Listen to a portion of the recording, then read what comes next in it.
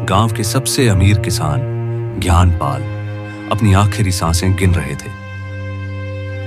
ज्ञानपाल ने अपने दोनों बेटों बलराम और गोपाल को अपने पास बुलाया।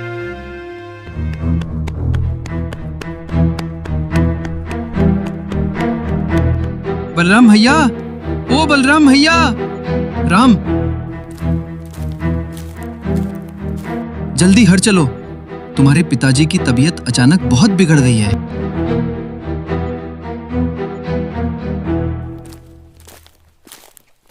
मेरे बच्चों, मेरी सारी जमीन जायदाद तुम दोनों की है, पर मेरी असली विरासत इस छोटे से बक्से में है।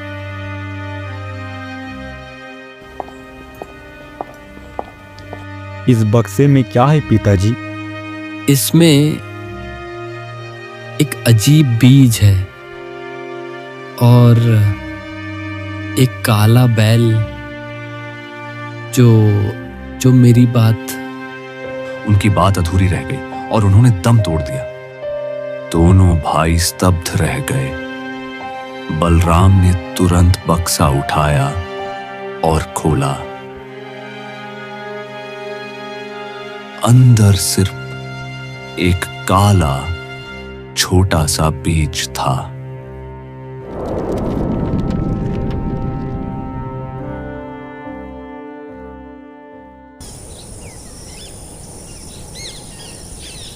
पिताजी को गए काफी समय हो गया है। मुझे लगता है अब तुम दोनों भाइयों को संपत्ति का बंटवारा कर लेना चाहिए। हाँ, तुम सही कहते हो राधा, मैं भी यही सोच रहा था।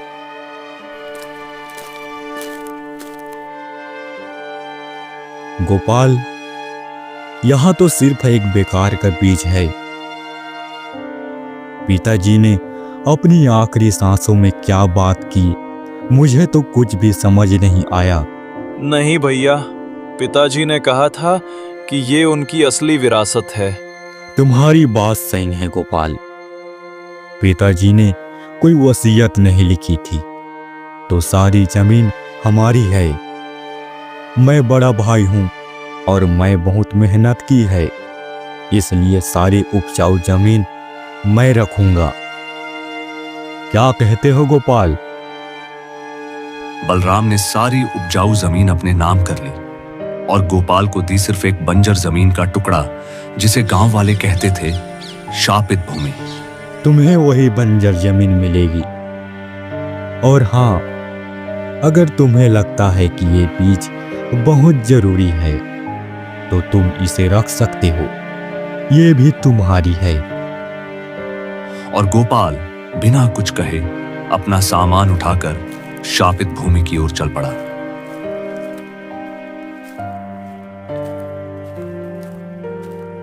वह उस बंजर जमीन पर पहुंचा जहां सिर्फ पत्थर और सूखी मिट्टी थी, लेकिन समझ नहीं पा रहा था इतना छोटा बीज इस कठोर जमीन पर कैसे उगेगा।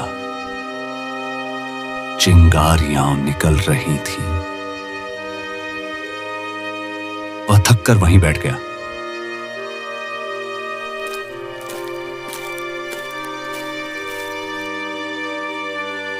तुम कौन हो? मैं वही हूं जिसके बारे में तुम्हारे पिता ने बात की थी, उनका सच्चा बेटा। मेरे पिता आपको कैसे जानते थे? तुम्हारा सवाल सही है। मैं एक राजकुमार था।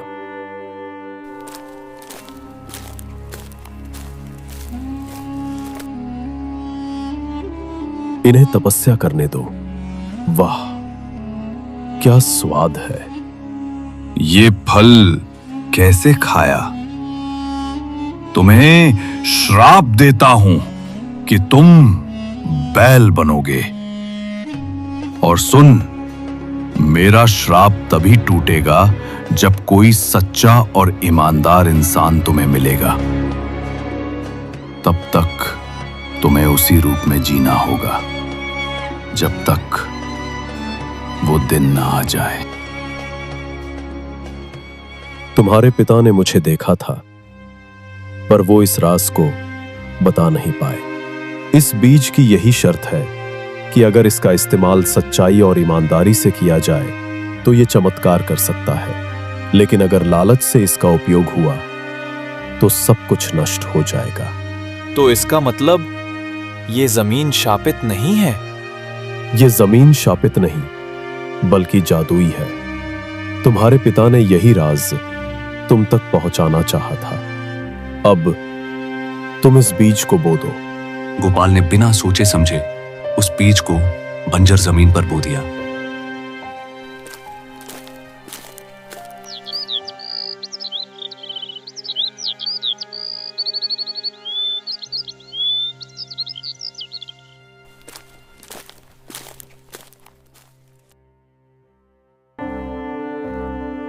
वहां रंग बिरंगे जादुई पौधे उगाए, जिन पर हीरे और मोतियों जैसे फल चमक रहे थे।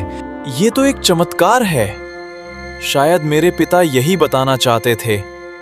लेकिन उसे नहीं पता था, उसकी यह खुशी ज्यादा दिन नहीं टिकेगी, क्योंकि उसके बड़े भाई बलराम की लालच भरी आंखें। फसल की खबर गांव में फैली। यह कैसे हो सकता है?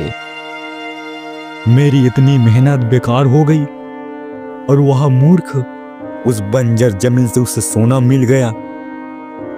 जरूर उसने मुझसे कुछ छिपाया है। बलराम बिना कुछ सोचे समझे दौड़ पड़ा। गोपाल जमीन पर काम कर रहा था और उसके पास वही काला बैल खड़ा था। तुमने मुझसे यह राज छिपाया। यह जमीन बंजर थी। यह सब कैसे हुआ? कहां से आया ये जादू? ये कोई जादू नहीं भैया, ये हमारे पिता की वसीयत है। उन्होंने सही कहा था कि असली दौलत इसी जमीन में है और इस बीज में। अच्छा मूर्ख समझा है मुझे। ये सब तुम्हारी चालाकी है। वह बीज मुझे दे दो, वो मेरा बीज है। अगर पिताजी ने कोई राज छिपाया भी था तो वह मुझ बड़े बेटे के लिए था, न कि तुम्हारे लिए। जादुई बीज उठाने के लिए हाथ बढ़ाया। इस बीज को सिर्फ वही छू सकता है जिसके मन में कोई लालच ना हो। लालची का हाथ इस पर आग बरसाता है। तुम शैतान हो। तुमने मेरे छोटे भाई को बहका दिया है। तुम्हारी वजह से मेरी किस्मत, मेरे सब कुछ बर्बाद हो गया। भैया शांत हो जाइए। आप मेरे साथ काम कर सकते हैं। ये फसल हमारे पूरे गांव के लिए हो सकती है। हम सब मिलकर। मुझे तुम्हारी भीख नहीं चाहिए। मैं यहाँ सब कुछ छीन लूंगा। तुम और तुम्हारा शैतान बैल, मैं तुम दोनों को खत्म कर दूंगा। अंधेरे का साधु जो काला जादू करता था। साधु, मुझे उस जादू को हराने के लिए तरीका चाहिए। मेरे भाई के पास एक जादुई बैल है और एक ऐसा बीज जो लालच को आग की तरह जला देता है। मुझे वो बीज चाहिए और मैं उसे हासिल करने के लिए कुछ भी कर सकता हूं। खून करना होगा। तुम्हें वो मिलेगा, पर उसकी कीमत बहुत बड़ी होगी। तुम्हें उस काले बैल को अपनी दुनिया में वापस भेजने के लिए उसके मालिक, यानी उसके मालिक का खून करना होगा। नहीं, मैं अपने भाई का खून नहीं कर सकता। नहीं, तुम्हें अपने भाई का खून नहीं करना होगा। तुम नहीं समझे बलराम। तुम्हें उस बैल का खून करना होगा जो उसका मालिक है। साधु ने एक काला जहरीला कांटा निकाला और बलराम को दे दिया। इस कांटे को उस काले बैल के शरीर में चुभो दो। ये उसे हमेशा के लिए उसकी दुनिया में भेज देगा। जैसे ही वो जाएगा, उसका सारा जादू भी खत्म हो जाएगा और तुम उस बीज के मालिक बन जाओगे। मगर मैं असफल रहा तो ये कांटा तुम्हारी जान ले लेगा।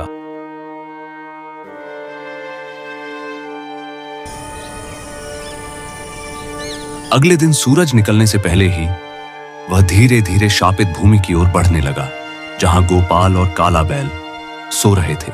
बलराम के हाथ में जहरीला कांटा चमक रहा था। उसने कांटा उठाया और बैल के शरीर की ओर बढ़ाया। भैया, ये क्या कर रहे हैं आप इतने रात को? बलराम ने गोपाल की बात अनसुनी कर दी और कांटे को तेजी से बैल की ओर बढ़ाया। ये क्या हो रहा है?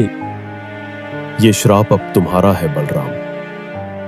तुम अपने लालच से इस जमीन का जादू चुराना चाहते थे। अब इस जमीन का श्राप तुम्हारे लालच के कारण तुम पर आ गया है बलराम। क्या मतलब? अब तुम जो भी उपजाऊ जमीन छुओगे वो बंजर हो जाएगी। तुम्हारे लालच ने तुम्हें सब कुछ दिया था और अब तुम्हारा लालच ही सब कुछ तुमसे छीन लेगा।